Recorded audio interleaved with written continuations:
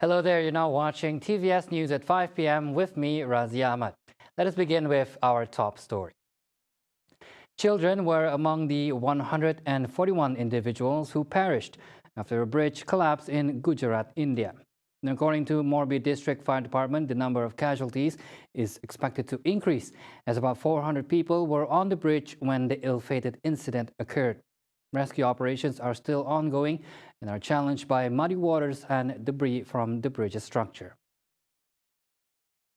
The incident has been registered as a criminal case where police have registered unnamed persons responsible for the renovation, maintenance and management of the bridge. The suspension bridge, which was built in 1877, reopened last week after renovations works were completed by an electrical appliance producer, Oreva Group, who have not responded to comment on the matter.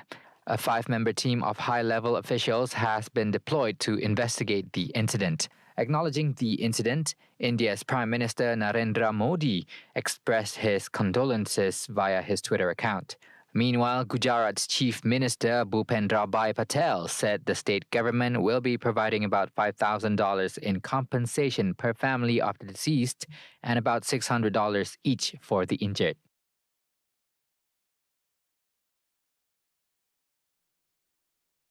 An update on Seoul's Halloween stampede. It has been confirmed by Seoul's authorities that the number of deaths has risen to 154, and among them were 26 foreigners. Fortunately, no Malaysians were identified among the casualties, according to Yongsan's head of the fire department, Choi Seong-byom. Their nationalities include those from Sri Lanka, USA, Japan, Thailand, Iran, Uzbekistan, China, Norway, and more. 33 victims are critically injured and being treated in the hospital, while 116 sustained non-life-threatening injuries.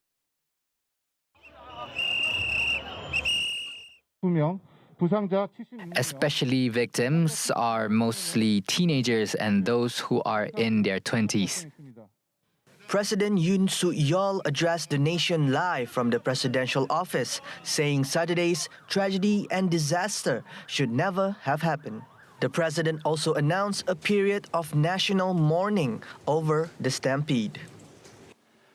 어젯밤 헬로윈을 맞은 A tragedy and disaster that should not have happened took place in the heart of Seoul during the Halloween celebration last night. I express my condolences to the victims of unexpected incidents and hope the injured people will get better soon. My heart goes out to family members of the victims who are suffering from the heartbreak of losing loved ones.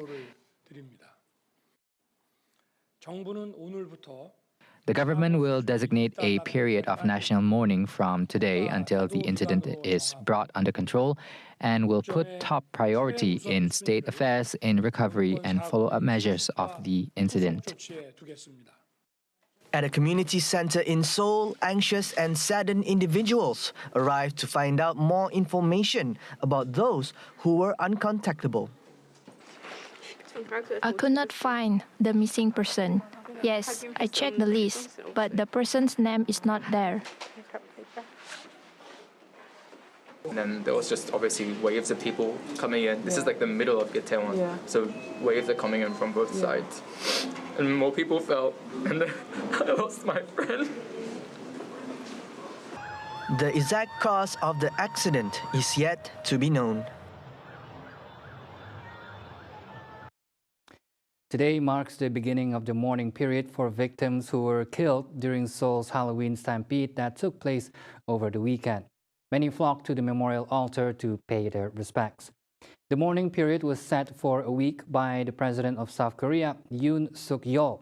Authorities have vowed to probe into the cause of the stampede and will make necessary changes so that such an accident will not be repeated. 그냥 안타깝고요. 좋은 취지로 그쪽에 친구들을 만나러 갔을 텐데 그 이쁜 마음들이 다 한꺼번에 이렇게 사라졌잖아요. 그러니까 그런 마음이 어떻게 표현 못 하겠더라고요. 다만 그저 안타깝고 이 친구들이 이쁜 마음으로 왔으니까 그냥 이쁜 곳에 갔으면 좋겠어요. 조금 그 기계에 있는 분이 신경을 써서 가고 오고 정리만 했더라면은 이쪽 맞고 저쪽 터고 정리만 했더라면 이런 불상사가 일어나지 않느냐. 참 원통화가 원망스럽습니다.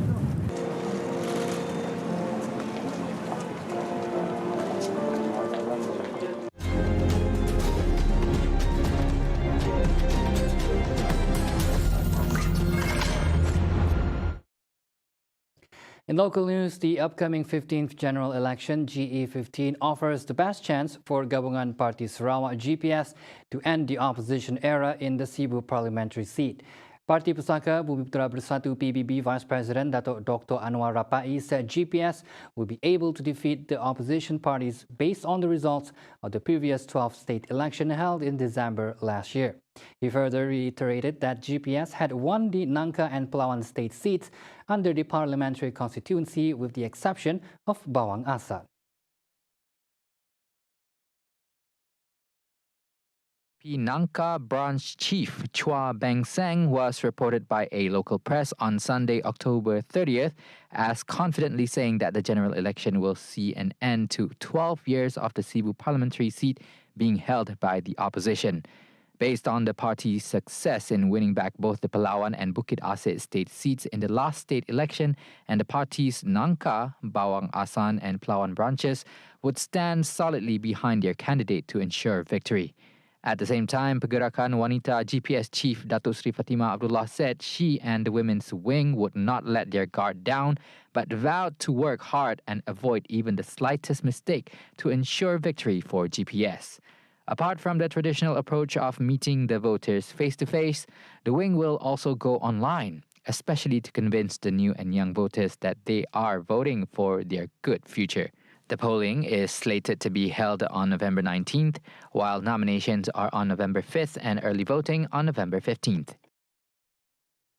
Political parties must select women candidates based on their merit and not to fill in the quota allocated for women's representation in politics. According to the Chief Political Secretary to the Premier of Sarawak, Fazruddin Abdul Rahman, the quota of women candidates should not only be limited to 30%. Fazruddin, who is also Tupong Assemblyman, stressed that if the women's candidates are proven to be a great leaders, the number of quotas is out of the question. But pandangan saya, it tak semestinya 30%. It can even be 50%. But, like I said, it is not going to be handed over to you just like that. We need to fight for it. We need to prove. Kalau memerlukan 50%, kalau nang layaknya 50%, 50% lah. Seatnya perlu 30%. So it has to be that kind of approach. Fazruddin was met by the reporter after his appearance on Malaysia Decides today. Yesterday, Premier of Sarawak, Datuk Patinggi Tan Sri Abang Johari Tun Openg said the woman too can become the state's premier as long as she has vision and are able to unite the people of Sarawak. Punya bagus, lebih daripada 30%, 40%, 50%, maka 50% lah. Ya pandangan saya.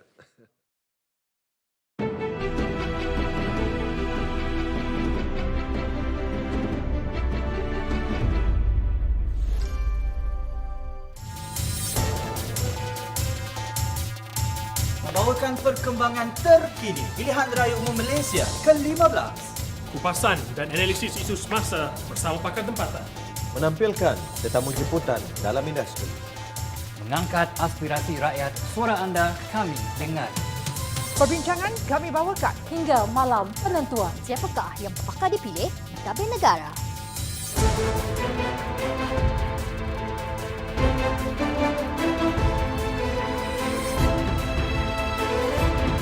Seperti yang dapat dilihat di sini, keadaannya lancar dan didapati terdapat 539 pengundi Melaksanakan tanggungjawab mereka membuang undi. Parlimen Kanawin diterajui dengan majoriti 12,328 undi. Bersama kami dalam Malaysia Decides, hanya di TVS.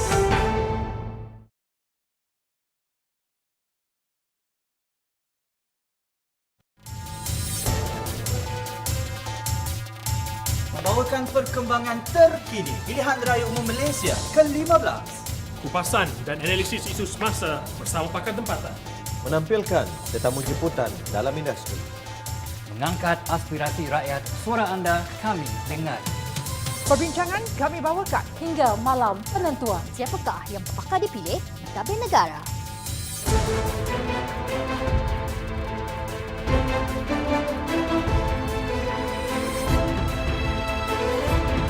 Seperti yang dapat dilihat di sini, Keadaannya lancar dan didapati terdapat 539 pengundi melaksanakan tanggungjawab mereka membuang undi. Parlimen Kanoi diterajui dengan majoriti 12,328 undi. Bersama kami dalam Malaysia Decides, ada di TVS.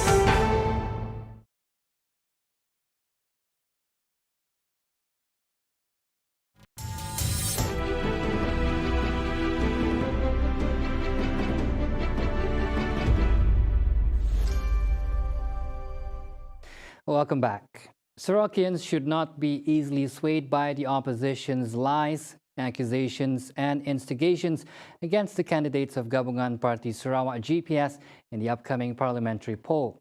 Deputy Premier of Sarawak, Dato' Amar Douglas Uga Ambas, strongly warns the people to ignore as the lies spread and will be able to cause disunity and disrupt racial harmony and ties. He said these two were also aimed at eroding their support of the GPS and influencing them to vote for the opposition.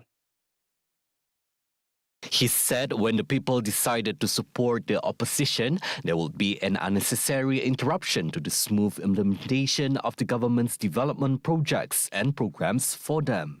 On Betong's seat, Uga again urged its voters to strongly support whosoever would be the GPA's candidate. Uga said he was confident that GPS candidate would do well in the coming polls as the voters had shown themselves to be very supportive of the GPS government. The next State Legislative Assembly Dun sitting has been set for November 21st, right after the 15th general election. According to the State Dun Speaker, Tan Sri Dato' Amar Muhammad Asfia Awang Nasar, the sitting would be taking place until the end of November. Asfia pointed out that a press conference will be held on November. When asked whether the anti-party hopping law will be discussed during the sitting, to which Asfia did not deny the possibility of it. The sitting would likely include the tabling of Sarawak's 2023 budget, a common practice for the August House following the announcement of the national budget. In August, Asfia said the third sitting of the first session for the 19 Dun sitting was expected to be called in November. Capping the 5 p.m. news with some more global news. After Joe Biden cast his vote in the United States midterm election earlier today, President Joe Biden took his time to address accusations made by Russia to the U.S. 3 days ago, Russia's President Vladimir Putin accused the West of causing the Ukraine-Russia conflict and their decision to suspend the grain deal with their counterpart. Now, Biden deemed the accusation as something outrageous. Let's take a look. It's really outrageous. It's going to increase starvation. There's no reason for them to do that.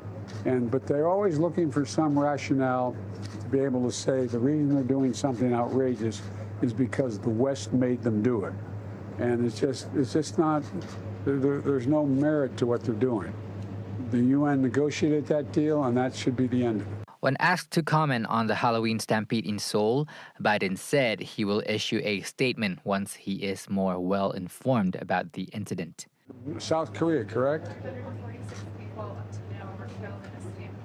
Oh, I will make a statement when I find out more about it. But I just literally heard about it from staff on the way down in the car. Soon after, he published his condolences via Twitter, followed by United Kingdom's recently appointed Prime Minister, Rishi Sunak. The number of deaths at press time stands at 153 and is expected to rise over the next hours. And that's it for 5 p.m. English News. I'm Razi Ahmad. Thank you for watching.